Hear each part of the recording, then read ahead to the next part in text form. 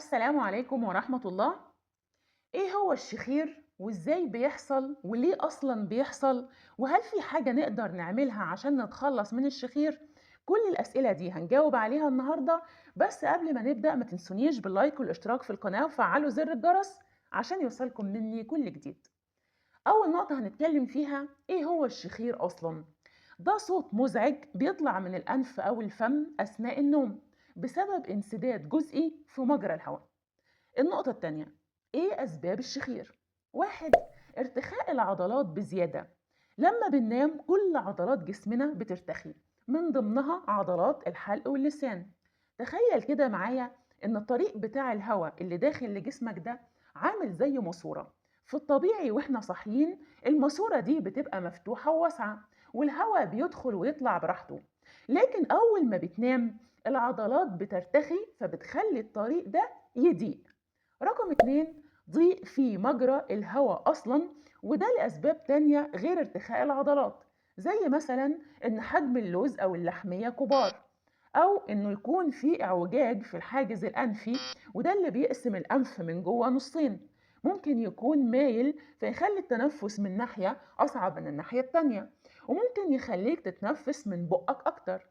أو ممكن يكون في زوايد أنفية، ودي عبارة عن حتة لحمية كده بتطلع جوه الأنف. أو يكون عندك احتقان وبرد وحساسية. كل دي أسباب ممكن تسد مجرى الهواء. 3، النوم على ظهرك، لأن وانت نايم على ظهرك الجاذبية بتشد اللسان وسقف الحلق لتحت شوية.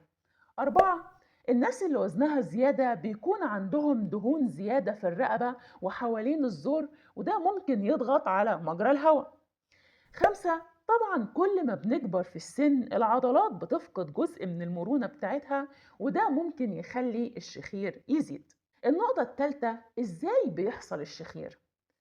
الضيق اللي احنا اتكلمنا عليه من شوية اللي بيحصل في مجرى الهواء ده بيخلي الهواء وهو داخل وخارج يتحرك بطريقة مش منتظمة.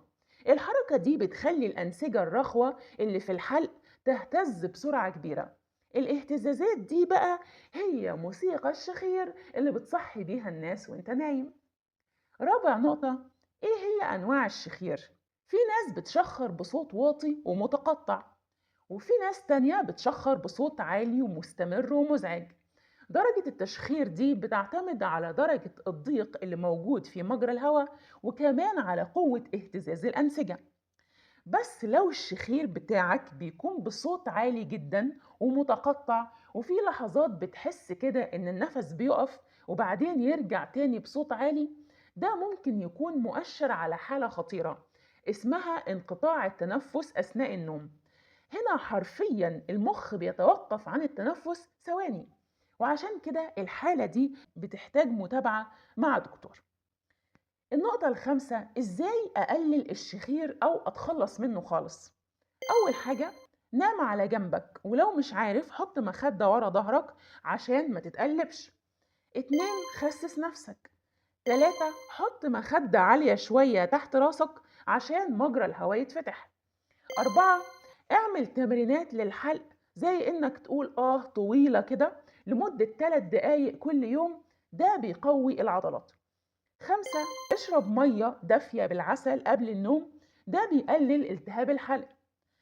6، لو عندك انسداد من البرد استخدم بخاخات ملحية للأنف. 7، لو عندك مشكلة اعمل لحمية أو تعديل أعوجاج الحاجز الأنفي. 8، البعد عن التدخين. بكده انتهى الفيديو بتاعنا النهاردة، أتمنى ينال إعجابكم، والسلام عليكم ورحمة الله وبركاته.